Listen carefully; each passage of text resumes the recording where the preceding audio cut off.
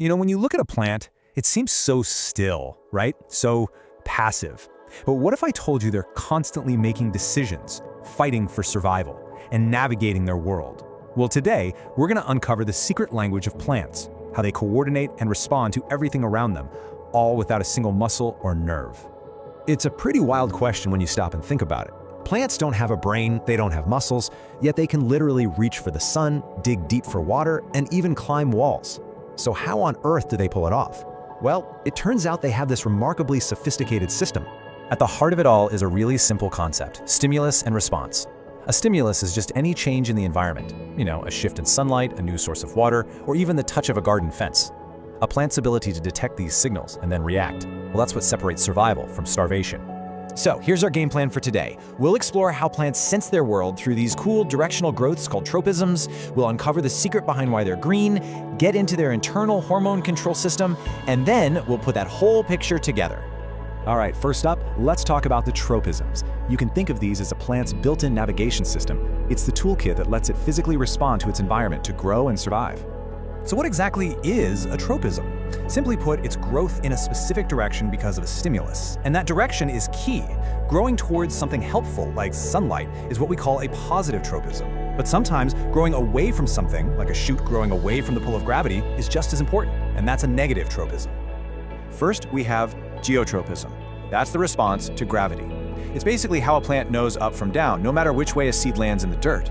The shoots show negative geotropism. They grow up against gravity to find the light.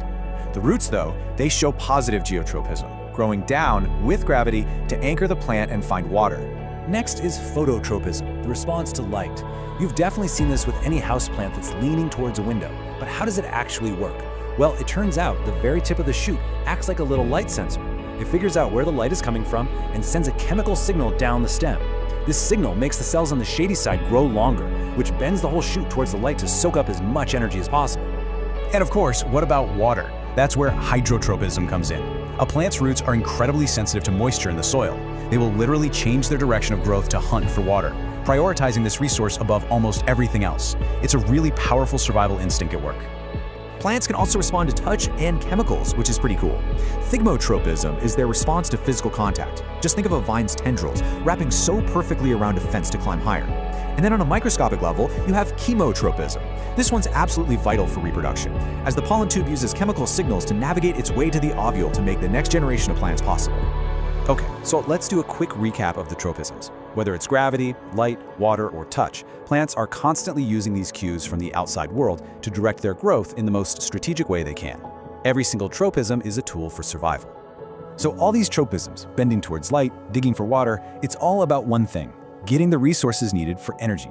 And the plant's energy factory is powered by light, which brings us to a really fundamental question. Why are plants green? Wow, this comparison really says it all, doesn't it? The healthy plant on the left is vibrant and green, but the one on the right, which was grown without any light, is pale, spindly, and weak. This condition is called etiolation, and it's clear proof that whatever makes a plant green is absolutely essential for it to survive and grow properly. And that essential green ingredient is a pigment called chlorophyll. The best way to think about chlorophyll is like the solar panels of the plant world. It's what captures sunlight and powers the whole process of photosynthesis, which is just a fancy way of saying turning sunlight into food. Without chlorophyll, the plant's engine just can't run. But how does the plant coordinate all of this? I mean, how does the tip of the shoot tell the rest of the stem to bend? That brings us to the internal command center, the hormone control system. These are the plant's invisible messengers. Plant hormones are basically chemical messengers, a lot like the ones in our own bodies. They're made in one part of the plant, like that shoot tip that senses light, and then they travel to another part to deliver instructions, like, hey, grow faster on this side. They are the software that runs the hardware of all those tropisms we talked about. So here are the 5 major players on the team. The most important one for tropisms is auxin. That's the hormone responsible for making cells get longer, like we saw with phototropism. It builds up on the shady side of a stem and causes it to bend. The others have huge jobs too.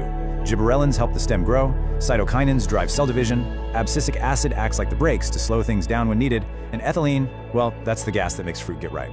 So the next time you see a houseplant leaning on a windowsill, or a vine sneaking its way up a fence, you'll see more than just a plant. You'll see this incredibly complex system at work, an invisible dance of hormones, and the slow, deliberate movements of tropisms. What secret signals will you spot in the green world around you? Thanks for watching.